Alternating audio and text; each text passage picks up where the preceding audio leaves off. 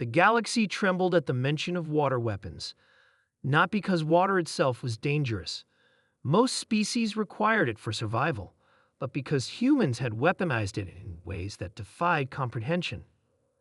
Captain James of the Earth Defense Fleet stood on the bridge of the Hydra *, watching the alien armada approach through the view screen. The Traxians, insectoid beings with exoskeletons that could withstand conventional weapons, had conquered 17 systems before setting their sights on Earth. "They think we're easy prey," Lieutenant Tom said, his fingers dancing across the console. "Their intelligence reports classify us as a minor threat." James smiled grimly.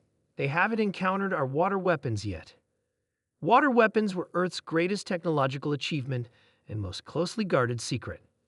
Discovered accidentally during a deep-sea research expedition, these weapons manipulated water at the molecular level. They could instantly freeze it, superheat it to plasma, or even alter its density to create impenetrable shields. Most devastatingly, they could extract water from living tissue, a fact the Traxians would soon learn.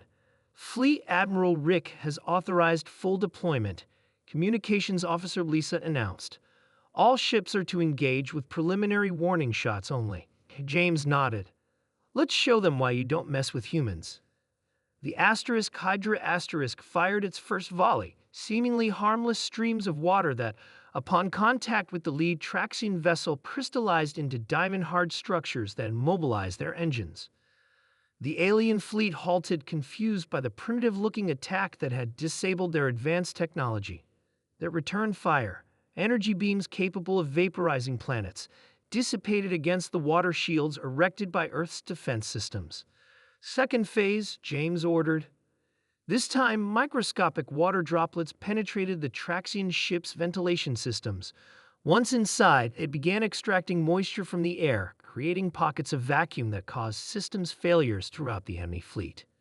The Traxian commander, General Kraz, had seen enough. Retreat. These humans wield forces beyond our understanding.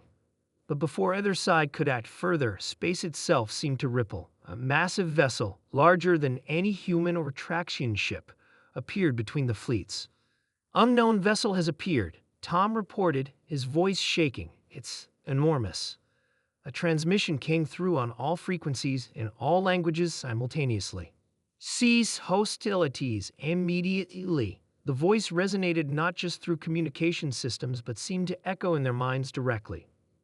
"We are the Galactic Oversight for Developmental Species, gods. As you may interpret our designation, we have observed this conflict and determined intervention is necessary." James felt a cold sweat break out across his forehead. First contact with a truly advanced species, one that could appear out of nowhere and communicate directly into their thoughts. A holographic figure materialized on the bridge, humanoid, but with skin that shifted colors like oil on water, eyes that contained what looked like galaxies. "I am Observer Dan," the being said, using a simple name that James suspected was chosen for human comfort rather than accuracy. "Your water weapons violate balance protocols." "We're defending ourselves," James replied. "The Traxians attacked our colonies." Observer Dan nodded. "The Traxian expansion violates protocols as well, but your weapons, they upset the fundamental harmony of existence. Water is the universe's connector, the medium through which life communicates across dimensions." "Dimensions?" Lisa whispered. "Your scientists discovered not a weapon but a doorway," Dan explained. "When you manipulate water at that level, you affect beings and civilizations in parallel realities. The suffering you've unknowingly caused has resonated across multiple dimensions." General Kraz's image appeared beside Dan. "We were unaware of this as well.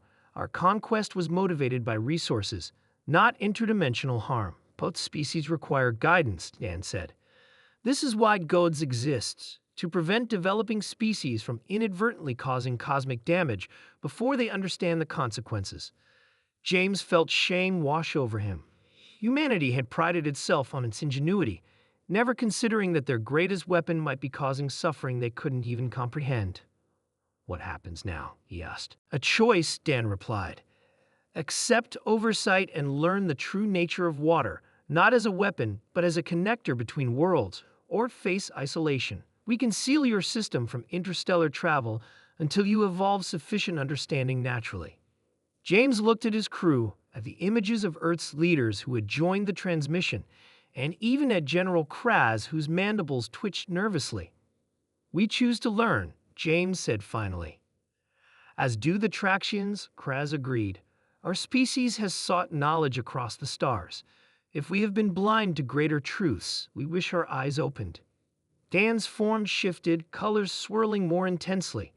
"Then the gods welcome you both as probationary members of the galactic community. Your water weapons will be modified, not eliminated, but transformed into tools of creation rather than destruction." In the years that followed, humanity and the Traxians worked together under God's guidance. They learned that water wasn't just a molecule, but a conduit for consciousness itself, flowing between dimensions like rivers between lands. The water weapons, once feared throughout known space, became instruments of healing and growth. They restored dead planets, created habitable environments on barren moons, and eventually allowed communication with beings in parallel realities.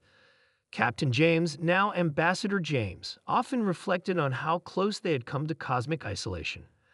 How humanity's greatest strength, its ability to turn anything into a weapon, had nearly become its downfall.